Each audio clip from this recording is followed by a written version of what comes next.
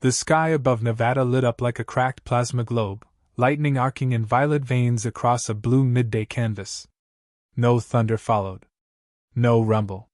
Just a moment of suspended awe, like the earth itself held its breath. Then the ship appeared, smooth, oval, gleaming like a drop of mercury, and hovered above Groom Lake. Below it, two men stood over a half-scorched grill behind a wire-fenced hangar, chewing on hot dogs and not blinking once. "That's not one of ours," said Major Luke Harlan, a square-jawed Air Force lifer who hadn't worn his dress blues in a decade and had mustard on his cheek. "No kidding," replied Carl Fuzz Fujiwara, a civilian contractor in flip-flops and a "Got Titan?" t-shirt, who hadn't shaved since last fiscal quarter. "You think it wants a hot dog? Better hope it's a vegetarian," Harlan muttered, reaching instinctively for his sidearm. "Or that it doesn't mind expired relish." It was the first time since Roswell anything had gotten that close. The fact that the ship didn't immediately vaporize the base made it almost disappointing. Inside the hovering vessel, a small council of Zlethi diplomats debated in clicks and pulses. Their species, accustomed to conquering quadrants like teenagers grind through video game levels, had marked Earth as a primitive Class II society, suitable for either diplomatic annexation or minimal-effort subjugation. This particular ship, the Hectors, had been sent ahead for reconnaissance. It was not outfitted for war, but no one expected resistance. What could humans possibly have that rivaled the psionic disruptors or graviton cleavers of Zleth? The Hectors, like a curious child poking an anthill, released a beam downward. Scanning. Mapping. Assessing. And then it saw him. Titan. The War Titan. To the casual observer, or say, a Zlethi with 5 hyperoptic lenses and a superiority complex, Titan was a standing offense to physics. Towering 70 meters high, its black armor shimmered like obsidian but hummed with embedded nuclear circuits, warm like embers. On its chest, painted by some forgotten mechanic decades ago, was a crude flaming eagle giving a middle finger. The paint hadn't faded. Titan stood dormant, slouched like a disinterested colossus, surrounded by scaffolding and solar panels half swallowed by sand. To humans, it was a relic. An old Cold War deterrent too expensive to dismantle and too embarrassing to showcase. To the Zlethi, it was something else entirely. "Is it functional?" one of them pulsed nervously. "No known energy output. No crew movement. It appears to be on standby." "Scan the weaponry again." "Negative. Scanners are distorted." The alien pilot's claws twitched.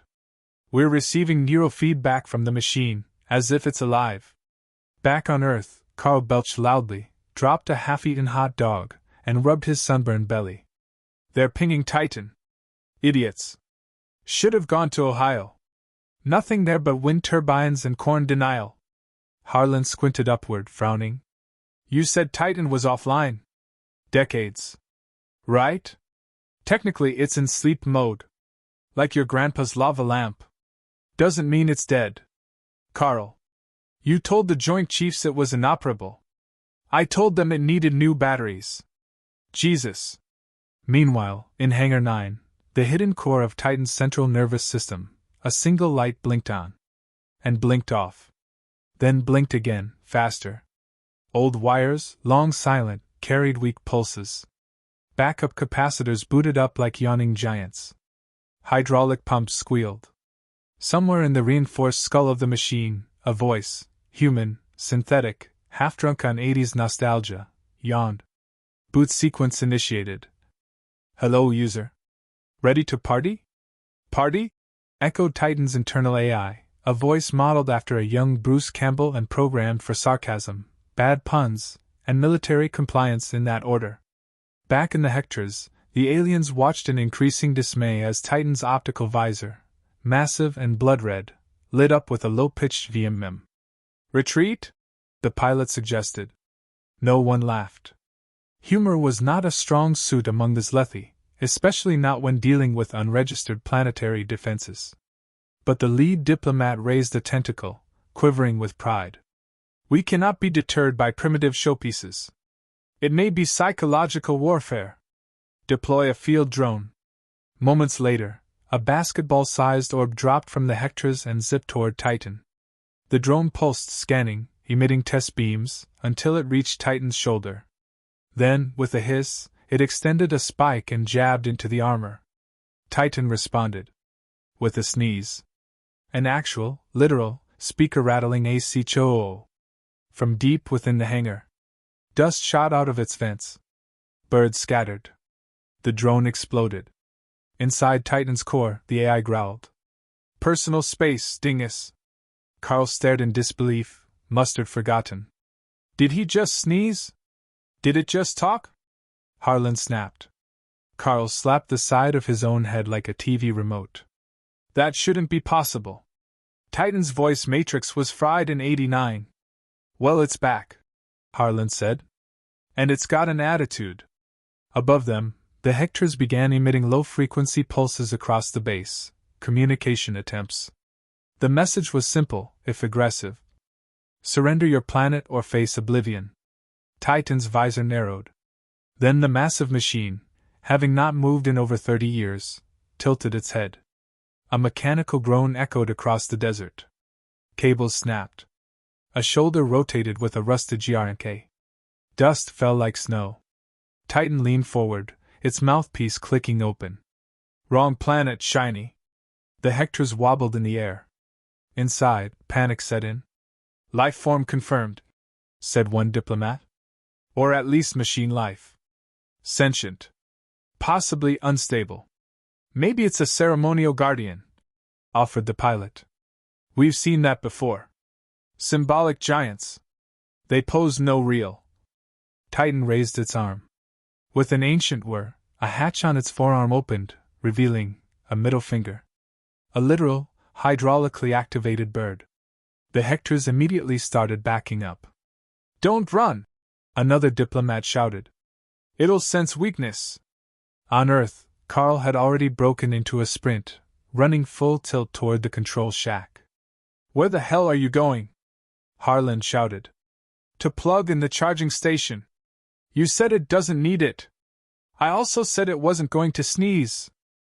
Inside Titan, the AI clicked through its old data archives, muttering to itself. All right, let's see. Weapons grid, offline. Mobility, marginal. Personality filter, still rated R. Awesome. Let's tango. The Hectors began to ascend, trying to retreat into the upper stratosphere. And that's when Titan took a step. A loud, metal-on-sand, earth-shaking step. All across the base, alarms started howling. At NORAD, coffee was spilled. In Beijing, a general dropped his phone. In the Oval Office, the president paused mid-sip, squinted at the grainy satellite footage, and whispered, Is that Titan? I thought we sold that to Canada. Meanwhile, the alien ship, designed for diplomacy, equipped with only limited weaponry, did what any self-respecting invader would do in the face of a walking, sarcastic death machine. It ran. But not fast enough. Titan's left shoulder cannon, an old fusion array once mistaken for a grain silo, charged with a deep thumb. Oh buddy, said the AI, flexing its mechanical knuckles. You woke up the wrong hangover. The beam didn't fire. It flickered. Just enough to scorch the sky, to light up the clouds in an angry red. It didn't hit the Hectors. But it didn't need to. The Zlethi took one look at that unfinished blast, the mad blinking visor, and the offensive chest insignia. And they fled. The ship turned hard, jumped through space, and disappeared in a burst of green light, leaving only the acrid smell of ionized cowardice behind. Titan watched it vanish, lowered its arm, and groaned. That's what I thought. Then it powered down. Carl stumbled into the control room, panting, a live cable in one hand and a half-eaten Twinkie in the other. I missed it, didn't I? Harlan nodded slowly. You ever gonna tell me why Titan's even still operational? Carl shrugged. Hey, you ever throw away a good boombox? Neither spoke for a long moment. Finally, Harlan exhaled. What happens if they come back? Carl stared up at the now motionless giant. We put on some music, and let Titan dance. And deep inside the Colossus, the AI whispered, barely audible. Still got it. 3 days after the alien ship fled Earth, panic and speculation bloomed like mold across every media outlet, backroom government briefing, and tinfoil hat podcast. UFO Twitter had gone nuclear. CNN cycled between grainy satellite footage of Titans, gesture, and hyperbolic op-eds titled, "Is Earth too hostile for aliens?" Meanwhile, the Defense Department was doing the same thing it always did in times of planetary uncertainty, holding meetings, pointing fingers, and asking Carl why the 70-meter death belt wasn't listed on the official registry. "I put it under the miscellaneous column," Carl said, sitting on a plastic chair in a Pentagon sub-basement, swirling cold coffee. "Between maintenance forklifts and surplus warheads." The room fell silent. General Sadler, who had skin like concrete and a voice that could scare fire alarms into submission, rubbed his temples. "You're telling me this Titan has been active all along? Technically dormant but feisty. Like an old lion. Or your grandpa. And you didn't report this to the Joint Chiefs because?" Carl blinked. "Because they wouldn't have believed me. They thought Titan was a bloated scrap heap. Which, to be fair, is what I told them. Did you also forget to tell them it talks?" "That's new," Carl admitted. "Well, mostly new. It used to talk. But not since Reagan." Sadler turned to Harlan, who stood stiff as a lamppost behind Carl. "Major, what's your read?" Harlan cleared his throat. "Sir, if I may speak freely." "Do it. I think we've got a 20,000-ton wild card with a wise-ass AI and a trigger finger. And I think the aliens saw something in Titan we didn't. Something that scared them." "Like what?" "Like maybe it wasn't just Titan that woke up." That shut the room up again. Across the world, bizarre phenomena began cropping up. In Iceland, a seismic sensor pinged a pattern no earthquake had ever made, regular, rhythmic, like a machine stretching. In Mongolia, a decommissioned Soviet bunker registered unexplained EM bursts, burning out all analog equipment within a 5-mile radius. In Argentina, 3 tourists were found catatonic beside an ancient radar tower, each muttering the same word in different languages. "Watcher." It was Harlan who first made the connection, mapping the coordinates, cross-referencing Cold War archives, and realizing something chilling. Titan wasn't the only one. There were others. War Titans. Part of an abandoned, Titanus Protocol initiative cooked up during the worst days of the arms race. America had built Titan. Russia had their own, Vogue 7. China's was rumored, but no one had ever confirmed it. Europe tried and failed. Africa and South America never had the budget, but whispered contracts suggested otherwise. Each Titan was meant to be a last resort, autonomous guardian. But after the Cold War thawed, the program collapsed. Most were buried, scrapped, or supposedly never finished. Carl always figured America's Titan was the only one dumb enough to survive on personality alone. Apparently not. "Well, that explains the alien freak-out," Carl muttered, looking over the satellite footage of a snowy mountain in Kazakhstan, melting from the inside. Harlan grunted. "They didn't just see Titan. They saw what Titan could represent, a planet full of giant pissed-off war machines that don't play by intergalactic rules. And now those machines are, what? Waking up? Or being awakened?" By then, the Zlethi High Fleet had already reconvened beyond Neptune, deeply unsettled. The scout ship's report was unequivocal. Earth was not a primitive backwater. It was a sleeping dragon pit. They had approached a seemingly weak planet and been met not with diplomacy or desperate surrender, but with a weapon that flipped them off and smirked. In Zlethi culture, gestures of disrespect were not tolerated. But more than that, the unpredictability of Earth's response, its blatant defiance, struck at the core of their invasion doctrine. "Reinforcements must be summoned," one admiral clicked. "We cannot allow such a species to exist unchallenged." Another nodded. "Agreed. We expected simplicity. We found madness. Prepare for full-scale planetary sweep." As fleets began mobilizing, Earth remained blissfully unaware of the second wave inbound. Back at Groom Lake, Titan was sitting again, cross-legged like a metal Buddha, visor dimmed. A radio had been duct-taped to its knee, playing old rock ballads. Every now and then it would sway slightly to the beat, terrifying nearby squirrels. Carl stood beside it, laptop open, running diagnostics. "You're lucky they didn't scrap you after that stunt." "Stunt? That was art. I call it Bird of Liberty." Harlan leaned against a jeep nearby, arms folded. "You're lucky we didn't nuke you." Don't be like that, Luke. We go way back. Remember that time I almost crushed your barracks? You mean when your leg servos glitched and you fell?"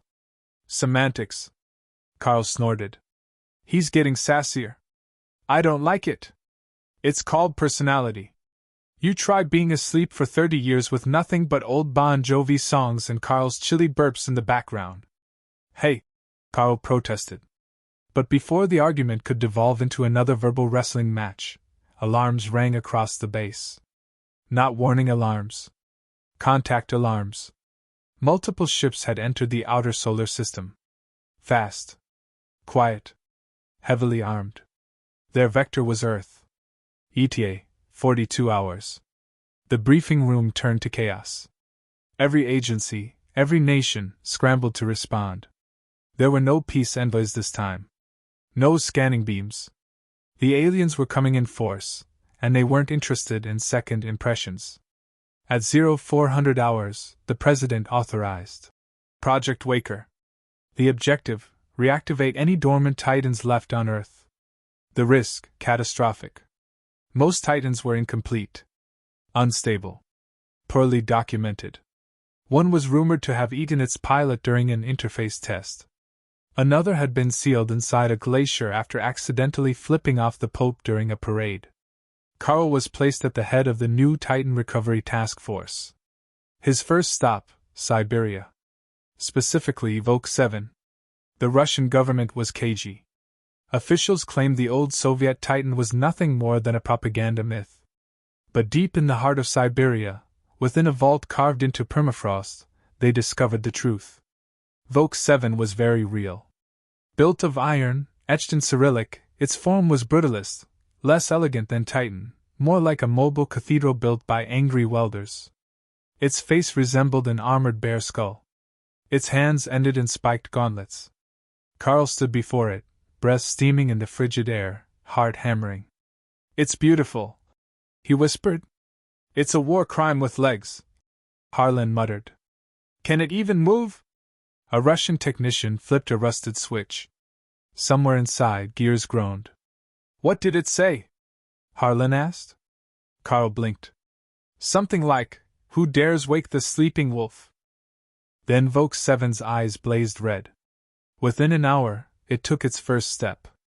Back in Nevada, Titan stirred, visor blinking with sudden clarity. "Oh no. It's awake. The vodka bot is awake." "You know each other?" Carl asked. "We played poker in '83. He cheats." 2 Titans down. Possibly more out there. One was spotted beneath the waves off the coast of Japan, codename Ryujin. A serpentine mech built for aquatic warfare, rumored to generate tsunamis by flapping its wings.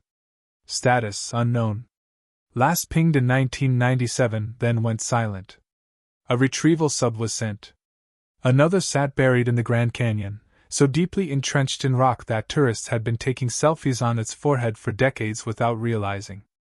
Each hour brought a new revelation. A new Titan. A new chance. Or new danger. As Earth's defenders rallied to reactivate the old giants, the sky darkened with alien craft. And in orbit, the Zlethi command ship deployed a final warning, an obelisk the size of Manhattan, pulsing with blue light. It broadcast a message in every known language. "Surrender your Titans. Or die beside them." Titan looked up at the sky. "Well, that's rude." Carl glanced at Harlan. "We're gonna need a bigger playbook." Harlan nodded slowly. "Or a hell of a lot more sarcasm." A war obelisk hanging over your planet does strange things to people. In Times Square, crowds stared at the glowing monolith with a mix of dread and disbelief. Some wept. Some live-streamed it. A few brave, or drunk, New Yorkers flipped it off in solidarity with Titan. On every continent, governments scrambled to control the narrative. Temporary space anomaly, they said. Cosmic art installation, another agency claimed. Atmospheric weather balloon, said a country that should have known better. But no amount of spin could mute the facts. The Zlethi were coming, their fleets growing with each passing hour, and their message couldn't have been clearer. Earth's Titans were no longer mere curiosities, they were threats. And threats got deleted. Inside a reinforced command bunker beneath NORAD, screens showed data feeds from around the world, atmospheric shifts, energy spikes, deep ocean thermal blooms. War drums beat invisibly through the cosmos. Carl hadn't slept in 36 hours. He'd been shot at twice, mildly electrocuted by Vogue 7's left boot, and accidentally slapped by Titan's massive hand during a diagnostics test. He was thriving. Status on Ryujin? He barked, pacing around the table ringed with frazzled engineers and exhausted generals. Still submerged, someone replied. We're detecting movement near the Marianas Trench, but the signal's erratic. Like it's swimming in circles. Maybe it's disoriented. Or drunk, Carl muttered. Can we ping it with old Japanese naval codes? Ryujin was built to recognize localized command patterns. Working on it, another tech said. Harlan strode in, his uniform crumpled but his demeanor sharp as ever. Vogue 7 is mobile, he reported. Still aggressive. He challenged a snowplow to a duel outside Novosibirsk. Did he win? The snowplow exploded. Carl whistled. Classic Vogue. Any luck on the Grand Canyon Titan? Canyon 2 is partially online, Carl said. The geological team's trying to extract it without collapsing the south rim. We may have accidentally caused a landslide near the gift shop. The aliens could get here before we even finish waking the damn things. Then we stall, Carl said. Harlan raised an eyebrow. Stall a galactic war fleet? You got a magic trick for that? Carl grinned. I got Titan. Up in low Earth orbit, the Zlethi's High Admiral stood before the obelisk's central interface, surrounded by light-slicked glyphs and projection screens showing dozens of warships locking into formation. Our scouts were correct, he declared. Earth is armed with sentient weapons of mass destruction. Permission to deploy strike teams? One officer pulsed. Denied for now, the Admiral said. We will broadcast one final demand. If they do not comply, he gestured toward the fleet, we erase them. Back on Earth, Titan sat atop a ridgeline outside Groom Lake, arms crossed, visor glowing like a demon traffic light. He'd been silent for a while, watching the obelisk. Carl approached, portable transmitter slung over his shoulder. You okay, big guy? They're lining up. I know. They think we're a threat. Are you? Only if they bring bad vibes. Carl exhaled, then pulled out a transmitter module from his pack. Okay, so here's what we're thinking. We link you, Vogue 7, and the other Titans into a cross-platform neural net. Like a LAN party, but with nukes. Hell yes. We're calling it Project Bark Bark. Why? Because if you wake too many sleeping dogs, you get the teeth. That's actually awesome. A sharp ping interrupted them. The obelisk began to hum, and a voice, translated across every device on the planet, boomed like God had taken a job in alien PR. You have 1 hour to disarm your Titans. Failure to comply will result in your extinction. Carl scratched his head. That's not very neighborly. What's the plan? I stall. You snarl. Carl turned on a wideband transmitter and cleared his throat.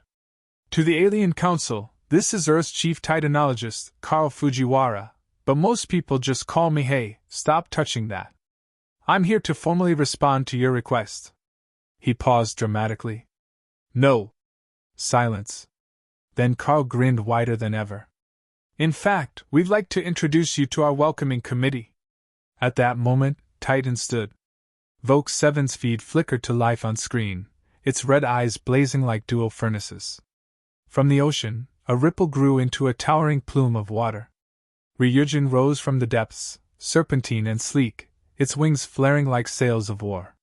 One by one, titans around the globe awoke, ancient machines dragging themselves from bunkers, mountains, ice, and myth. Carl tapped the mic. Bark, bark. 30 minutes later, space exploded.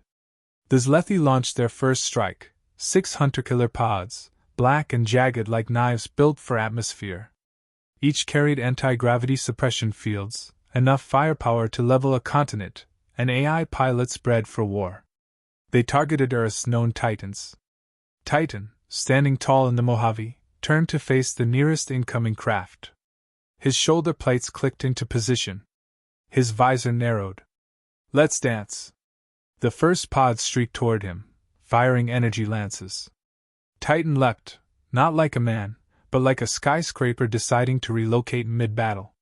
The desert cratered beneath his impact.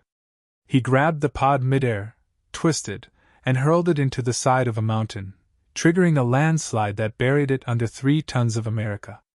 Catch! Vogue 7, meanwhile, intercepted 2 more above Siberia. His chest cannon fired twin blasts of condensed plasma, shearing through armor and atmosphere. One pod tried to flee.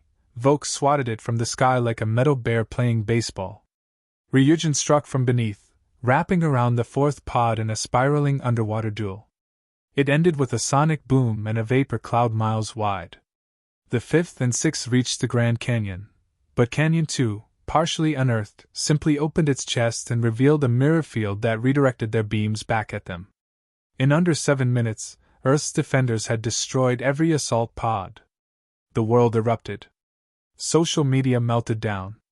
Hashtags like #TitanTime, #EarthAin'tEasy, and #BarkBarkMF trended globally. But then came the second wave. Zlethi dreadnoughts. Colossal, star-warping behemoths with planetary destabilizers and annihilation-class cannons. And behind them, a command ship as large as the moon itself. Carl's jaw dropped. Okay. That's not fair. Are we even ready? Harlan asked.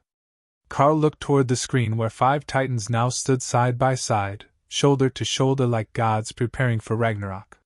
He whispered, Let's find out. In orbit, the Zlethi admiral watched the battlefield assemble. Deploy the Crusher, he ordered.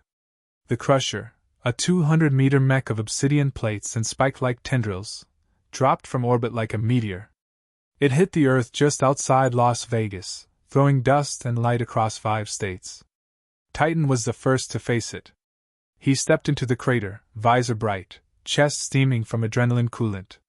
The Crusher roared. Titan cracked his neck joints. You got the wrong planet, buddy. The fight was seismic. Blows echoed for miles. The Crusher fired an entropy beam. Titan caught it on a mirrored shield hacked together by Carl using solar panels and duct tape. Then Titan retaliated, punching through the Crusher's carapace with a plasma-charged elbow.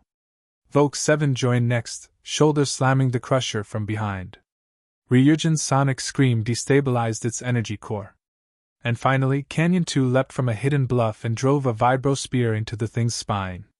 The Crusher fell. Its death triggered a shockwave that cracked windows from Denver to LA. Above Earth, the Zlethi admiral saw it happen. Saw the unity. The coordination.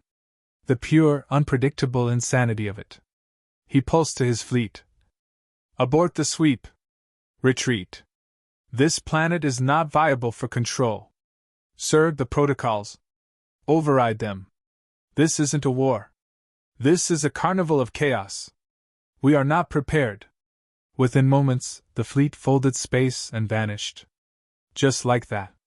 The second wave fled. Carl stared at the empty sky. We did it! Harlan nodded slowly. They ran. Titan stood still, arms raised like a victorious prizefighter. A million cell phones caught the pose. Then Titan said, And that's how we Earth. They didn't nuke us.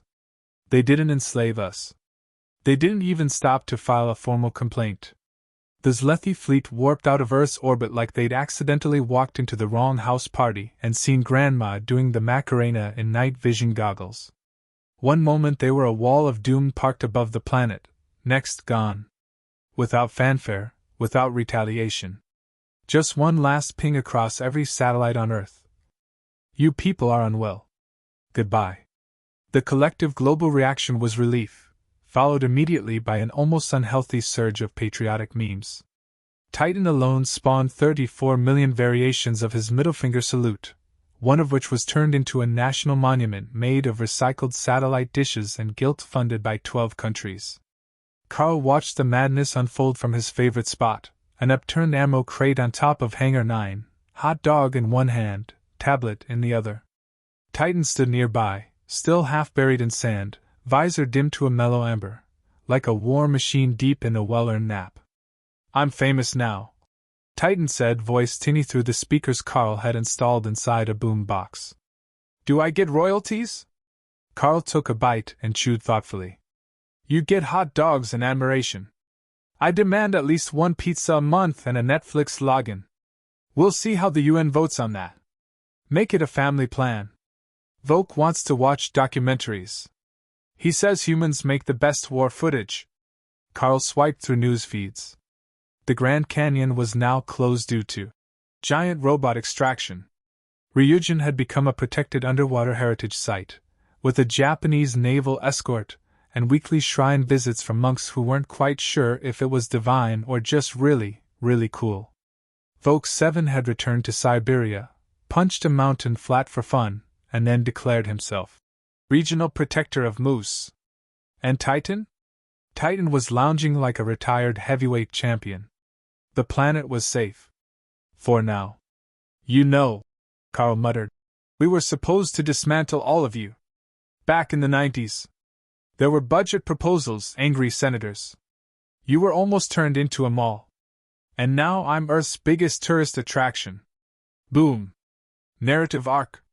Funny how the threat of intergalactic annihilation makes people appreciate their local Titanic deathbot. You're welcome. Carl smirked. They've started calling it the Titan Accord. Sounds fancy. Global agreement. No country owns any Titan anymore. You're all independent entities. Legally classified as autonomous defenders. So I'm a citizen now? You have more rights than the guy who used to run the DMV in Topeka. Hell yes. Carl's tablet buzzed. Incoming message. Priority. UN Council Summit. Titan presence requested. He groaned. They want you at the UN. Do I get a suit? No. You get a barge and a police escort. Lame. But he agreed. Because for once, Earth's diplomats weren't arguing over oil or borders or water rights. They were arguing over which Titan had the coolest entrance. Titan, for his part, remained humble about his influence. All I did was insult an alien armada and powerbomb their drone into a canyon. You also screamed freedom while surfing a shockwave. Carl reminded him. Yeah. That was pretty great. 3 weeks later, the Titan UN summit was held in neutral airspace above Geneva, inside a modified aircraft carrier that had been lifted by quadrotor turbines and renamed the Arkansas. It was the only platform large enough to hold 3 Titans and an international delegation without anyone falling into the Alps. The meeting was supposed to be formal. It became a fan convention halfway through. Ryujin showed up coiled like a living dragon, flanked by ceremonial dancers and Shinto priests.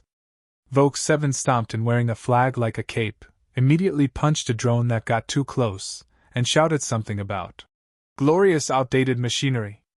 Titan arrived fashionably late, riding a flatbed freighter converted into a parade float, American flags fluttering from his shoulders. He performed a dab on arrival. The French ambassador reportedly fainted. Carl, dressed in a suit 2 sizes too big and still smelling faintly of solder and regret, stood beside his creation and whispered, "Try not to destroy any international symbols of peace." Define destroy. Never mind. Each Titan was granted honorary global citizen status and assigned a liaison.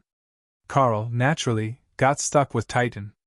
Volk 7 was assigned a retired cosmonaut who spoke only in riddles and had once eaten a shoe on a dare. Ryujin's liaison was a marine biologist who now swore she'd seen God in the form of sonar waves. During the summit, the Titans gave synchronized nods of approval. The world applauded. New protocols were written.